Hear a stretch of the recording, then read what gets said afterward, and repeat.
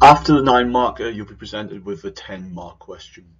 Now, as I said previously, you write this in a very similar way to the 9 marker, 2 big paragraphs, 3 smaller ones, one or the other. However, one thing you need to keep in mind is that the marks are split in a different way to the 9 marker. Assessment Objective 1, the knowledge marks, 5 marks available, and Assessment Objective 2, 5 marks available. This means there's a balance, but it also means you need to think about how you're explaining your second order concepts. You need to think about the effects of them. You need to think about what they mean a bit more. So, say for example here, I did a bit of planning,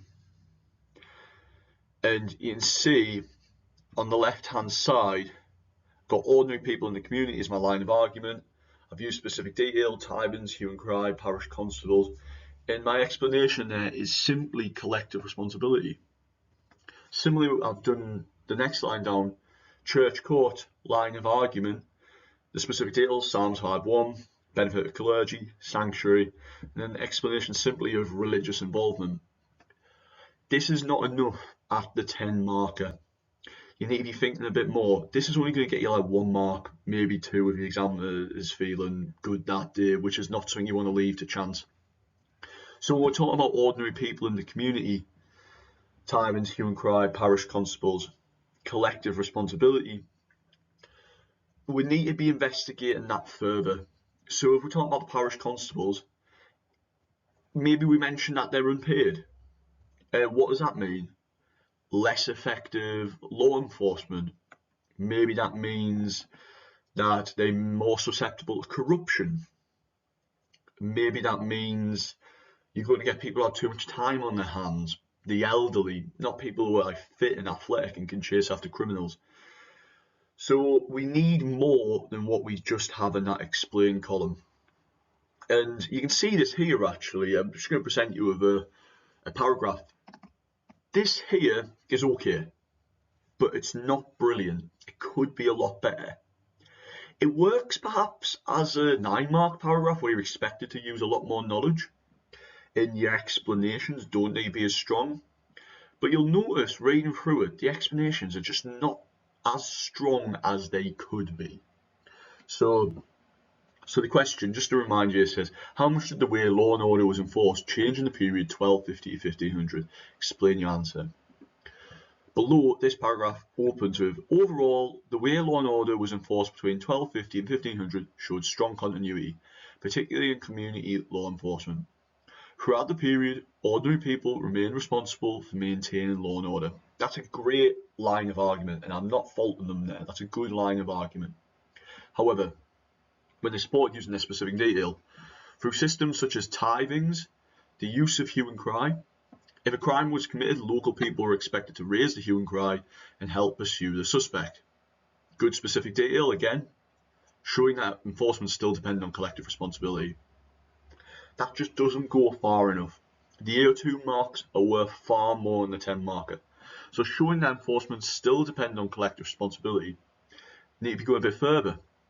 These are not professionals employed by the government. They're not a reliable authority figure. And once again, it may well be susceptible to corruption. Going on, it says parish constables who were unpaid local officials continue to organise patrols and bring offenders before the court. That is an incredibly blithe explanation. Once again, we're not really talking about the type of people an unpaid job attract. Are these elderly people? What are they going to do if some 19-year-old has just stole something from someone's farm? Are they going to chase after them? Probably not. So on the 10 marker, those explanations need to be far deeper than this. And what I'd like you to do, just for a moment, is to pause me and have a look at the yellow specific detail and think about how we can go further with those explanations. Why is that the case? What is that going to affect? Is it an effective law enforcement method? How might it change, or how could it change? And what sort of people will be affected by it? So pause me for a second and try and expand on these quite paltry explanations. It should also be said that for the 10 mark question in particular, the mark scheme has like terms like focused, consistent, structured in regards to the question. So this means take your time reading the question and ensure that when you're linking back to the question at the end of your paragraphs, that you're using the same sort of language that is in that question. So for example, here with this question, it says, how much did the way law and order was enforced change in the period 1250 to 1500? And you link back to the question, you want to ensure that you are saying how much it actually changed. Did it change a large amount? Did it change a small amount? Well, not at all. So just something to keep in mind. Now, having finished the 9 and 10 marker, let's have a look at the 18 marker. Now, firstly, before actually racing in to answer the 18 marker, take your time to think about what the questions are asking you. Have a little plan. Make a little agree-disagree table on the paper nearby those questions and sit and think, can I actually write 4 paragraphs about this topic? Read through, try and see if you can do 3 agree, 1 disagree, 2 agree, 2 disagree, 3 disagree or 1 agree. And just really sit and think, can I actually sustain that? Or do I just have a couple of ideas that are jumping out at me? So whenever you get 18 marker, just slow down and think, what am I actually going to write? Just for our purposes here, I'm selecting how far do you agree that economic problems were the most important factor influencing crime rates in the period 1500 to 1750. That's the early modern period. So now thinking about what factors affect crime in that early modern time period. Now, before we get into it, it's important that I show you what the mark scheme actually asks of you, like in the previous questions. And there it is in the top right. That knowledge mark is growing even smaller here. You're only getting 6 marks for using knowledge in this paper, in the 18 mark even. So we need to be quite clever about how we write it here. We can't just be fact after fact after fact after fact. Many times I'm marking people's work and I'm sat thinking, I can't mark past this point because they've mentioned 10 different facts and I can't give them credit for that because the knowledge mark caps you at 6. So you want to be economic and you want to make sure that what you're writing is more to do with an explanation. Have a look there. AO1 6, AO2 12. That is 12 marks just for an explanation. That is amazing. So that effectively means for any fact you mention, you're going to need to be mentioning 2 explanations of that, almost 2 branching explanations. So say, for example, here, how far do you agree that economic problems were the most important factor influencing crime rates in the period 1500 to 1750? If I say, I agree, due to famine, and I say, support my specific detail, supporting using specific detail, I think of the Little Ice Age, a time period where global temperatures dropped by a couple of Celsius, meaning that crop output was massively negatively affected. Now, I've explained there, haven't I? I've said you've got the Little Ice Age. One explanation, you've got a mark for the Little Ice Age. Now you're getting a mark for saying crop output went down, therefore leading to theft because people weren't producing the same amount of food. And that, remember the questions about influencing crime. So those reduced crop output has led to theft. And as well, you might say, because farms are less successful, more people are moving to towns, encouraging other crimes like pickpocketing because towns are becoming busier. There you go. So one fact needs 2 explanations coming from it. And that's what you need to think about in this question. When you're in a paragraph, mention your fact, 2 explanations of it, branching explanations. Now, as I said, it's always really important to think about what your plan is going to be for an 18 marker. Do your agree disagree table beforehand, please, because it means you're not just writing and hoping for the best.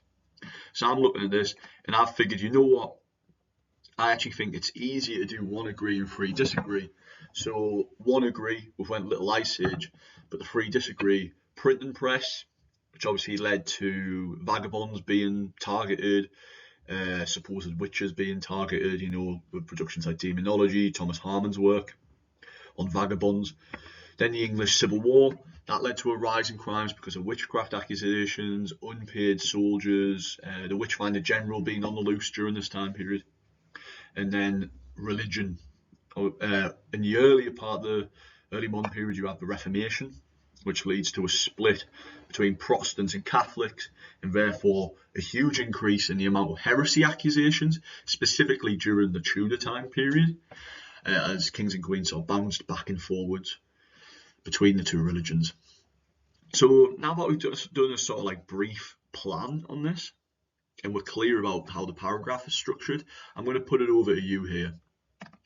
Here are 2 paragraphs, and they're sort of models.